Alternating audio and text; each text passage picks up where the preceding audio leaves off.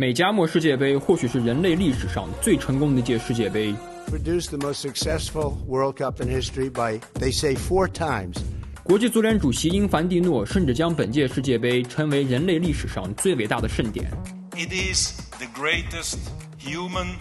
social, and cultural event that mankind has ever witnessed. 特朗普更是笑称要和中国合办下一届世界杯。China and the United States for next time. We do them China, United States, so you have a nice short flight in between games. 玩笑归玩笑，但正如他们二位所说，美加墨世界杯已经达到历史巅峰，可以被称为史上最成功的一届世界杯。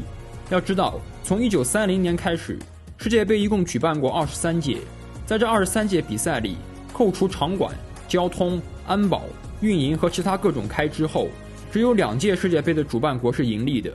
这2届分别是1994年的美国世界杯和2026年的美加墨世界杯。那么为什么只有美国办世界杯能赚钱，美加墨世界杯又是不是史上最成功的世界杯呢？首先我们先从数据切入，从现场观众的数量来看，本届世界杯扩军的效果非常明显。小组赛72场结束后，现场观众已经达到464万人，半决赛前100场比赛的累计观众超过了652万人，已经超过了2018年俄罗斯世界杯与2022年卡塔尔世界杯的总和。当然，总人数记录来自于比赛数量的增加，真正有价值的指标是场均人数和上座率。美加墨世界杯前100场比赛的场均观众约为65274人，上座率达到 99.7%， 是23届世界杯里的第2名，只略低于94年的美国世界杯。超高的上座率带来的是恐怖的营收。根据非法的估算，美加墨世界杯门票与 VIP 业务预计可以带来超过40亿美元的营收。作为对比，2022年卡塔尔世界杯相关收入为 9.49 亿美元，2018年俄罗斯世界杯为 7.12 亿美元。如果成功的定义是卖了多少张票，多少人走进球场，有多少营收，那么答案已经十分确定，美加墨世界杯就是历史上规模最大也是最赚钱的一届。在本届世界杯上，美国人甚至把他们的老传统战机助兴也搬到了世界杯的舞台。在美国对阵澳大利亚的比赛中，有2架 UH-60 黑鹰以及2架 H-64 阿帕奇通场。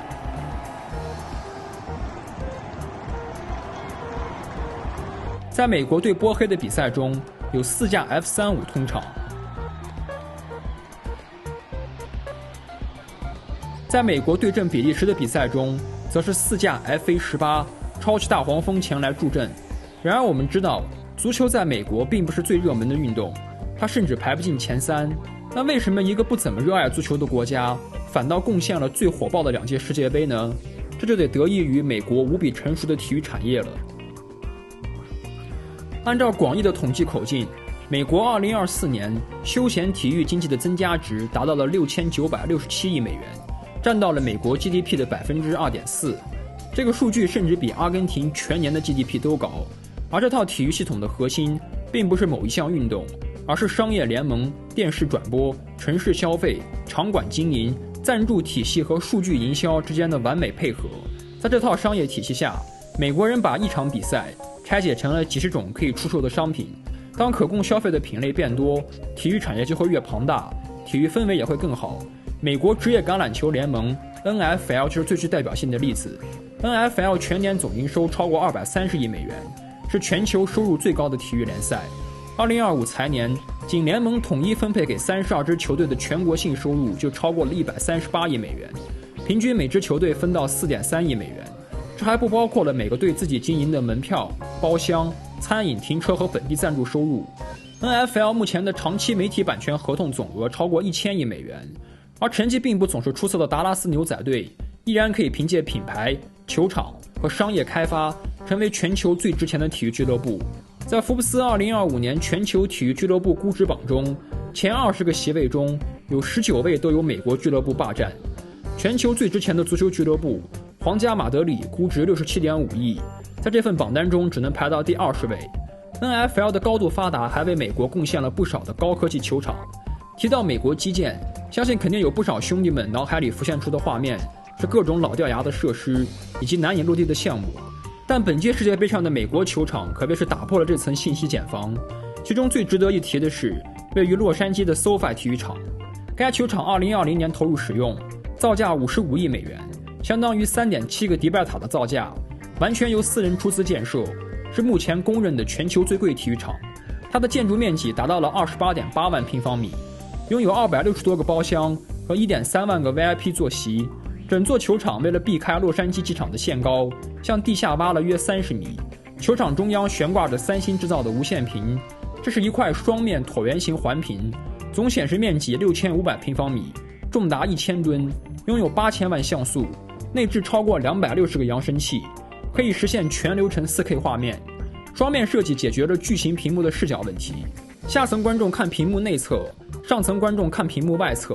理论上每个座位都可以看到屏幕画面。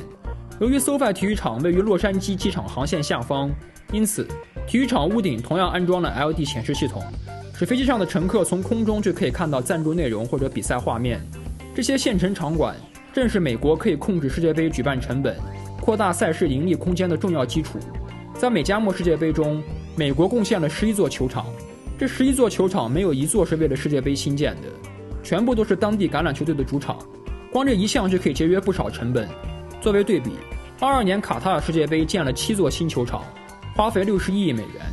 ；18年俄罗斯世界杯建了9座球场，花费30.8亿美元；14年巴西世界杯建了7座，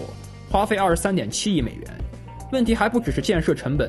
在巴西和俄罗斯的一些承办城市，当地缺少拥有稳定观众和商业收入的大型俱乐部，很难长期支撑一座4-5万人的现代化球场。世界杯结束后，部分场馆虽然没有彻底废弃，但却迅速进入利用率偏低、商业收入不足的状态。每年的草坪、设备、安保和基础设施维护仍然需要地方或者中央财政持续补贴，而美国的场馆则没有这些顾虑。拿承办了7场世界杯的休斯顿 NRG 体育场举例，它的最高入场人数不是世界杯，也不是 NFL 贡献的，而是休斯顿牛仔竞技大会创造的。2026年3月22日，在大会闭幕演唱会上，有8.203万名观众入场。所以总结来说，美国的场馆优势本质上是结合了几十年职业体育产业的积累，再加上超强的消费能力。论踢球，美国人的确不是欧洲人的对手，但论怎么通过足球赚钱，那欧洲人还得靠边站。在2018年，马拉多纳曾在采访中表示，为了插播广告，美国迟早会把足球变成像 NBA 一样的4节比赛。Los americanos quisieron hacer, ¿se acuerda? 4 tiempos de 25 por la publicidad, ¿se acuerda? Que lo hablábamos, 100 minutos teníamos que jugar. 果然，美加墨世界杯就引入了全新的补水暂停。国际足联主席因凡蒂诺称，国际足联没有通过补水时间获得任何额外收入，设置补水的主要原因是保障球员体能。那虽说国际足联没有赚到钱，但转播商可是没少赚。一场比赛2次补水暂停，一个暂停可以放4个广告位，总计104场比赛就是832个广告位。根据外媒估算，仅福克斯这一家美媒，光凭补水暂停广告就能获得至少2.5亿美元收入。相信大家看球的早就被那几条魔性广告洗脑了。当然，也并非所有转播商都把补水暂停变为广告时间。美国西语转播商 TE、英国 BBC 和 ITV 都选择继续播放现场画面。对于美国来说，评判26年世界杯是否成功，不应该仅仅停留在赛事本身。回顾94年美国世界杯，当时美国国内连职业足球联赛都没有。根据1994年2月的一项调查显示，只有大约20%的美国人知道世界杯当年将在美国举办，这足以反映在美国国内足球的受众是相当少的。但在94年世界杯结束后，美国足球职业大联盟 MLS 正式成立，将美国足球发展带上了高速路。历时30余年， MLS 从当初的10支球队逐渐扩大到今天的30支。虽然在竞技水平上和5大联赛还有不少差距，但从关注度、流量和商业价值等方面来看，已经在稳步提升了。 MLS 的全年营收大约25亿美元，已经超过了法甲的规模，并接近意甲的80%。不少巨星都将 MLS 列为他们职业生涯后期的目的地，像是梅西、苏亚雷斯、卡塞米罗、孙兴敏等等。目前 MLS 仍然保持着每年10%左右的高速增长，可以说是94年世界杯的最大遗产。反观美加墨世界杯呢，目前美国足协已经成立了26年世界杯遗产项目，启动资金超过1000万美元，主要目标是增加基层参与，减少地域和经济门槛。他们还推出了 Soccer at School 项目，为从幼儿园到8年级的学生提供免费足球课程。这个项目的目的是绕开美国昂贵的付费青训体系，并增加基层足球人口。总的来说，94年世界杯推动了美国足球从无到有的发展，而美加墨世界杯则有望成为美国加速向足球强国迈进的关键点。当然，最终能取得什么样的成果，还需要时间给出答案。那除了商业成绩与发展前景外，本届世界杯伴随的争议可一点都不少。最大的争议莫过于特朗普介入红牌处罚了。在得知美国前锋巴洛贡有可能因为红牌缺席和比利时的淘汰赛后，特朗普直接致电国际足联主席因凡蒂诺，要求重新审查。国际足联最终没有撤销红牌，而是引援纪律准则第27条，将这一场停赛延后执行，并设计1年观察期。特朗普随后公开感谢国际足联，他说这是纠正了一项巨大的不公。That wasn't even an infraction. That was two guys running full speed that happened to crash into each other. You can't take your foot and properly place it on somebody else's foot when you're going, no, these were two great athletes that got tangled up. I asked for a review because I didn't think it was a foul. And, again, I'm good at this stuff. I didn't think it was a foul. 从规则本身来看，国际足联的司法机构确实有权暂缓执行纪律处罚，过去也出现过类似处理。最近的是2025年11月 ，C 罗在葡萄牙对阵爱尔兰的世界杯预选赛中，因肘击对手被红牌罚下。红牌出现12天后，国际足联才公布了最终处罚。3场停赛中的剩余2场被暂缓1年，这使得 C 罗可以正常参加美加墨世界杯，不会缺席任何一场比赛。类似的禁赛灵活执行并不少见。这次产生巨大争议的原因不在于红牌本身，而是特朗普本人把这件事当做了他众多宣传事迹中的一项。从他的采访可以看出，特朗普本人十分自豪。他认为，基于他对体育的理解，这个动作不应该是一个红牌，所以他利用了美国总统的身份，为美国人民纠正了一个巨大的错误。这使得政治权力和足球直接挂钩，让众多球迷、足坛名宿乃至欧足联都十分不满。英格兰主教练图赫尔甚至表示，巴洛贡的动作可能不应该被判红牌，但他质疑的是，赛后处理的流程不应该被其他因素所影响。除了红牌风波外，签证和入境问题同样贯穿了本届世界杯。伊朗队的经历最具代表性，伊朗小组赛的3场比赛都在美国境内举行，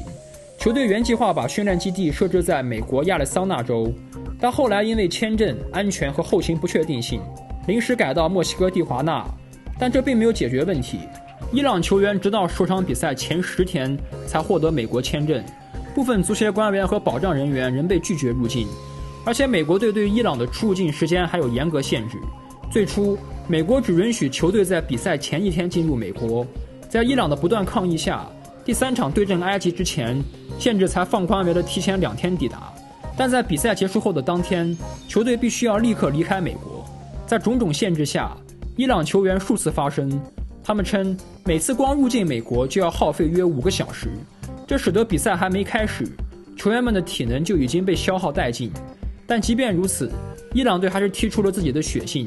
他们小组赛3场不败，站着离开了美国。更戏剧的是，世界杯52名主裁之一，2025年非洲最佳裁判，来自索马里的奥迈尔·阿尔坦，在抵达迈阿密接受了约11个小时的盘问后，被直接遣返，不准入境。美国政府称，这名裁判与涉嫌属于恐怖组织的人员存在关联，威胁到了美国国家安全，因此不准入境。最终由国际足联扛下了所有，全额支付了裁判的工资。那总的来说呢，成功往往与争议相伴而生，这或许也是美加墨世界杯最现实的矛盾。美国让全世界的资本、广告和赞助商畅通无阻地进入球场，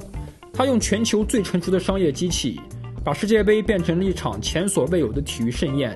将观众规模、门票收入和商业开发推向了新的高度，却又通过签证审查、入境限制和政治干预提醒所有人，足球从来没有真正的远离政治。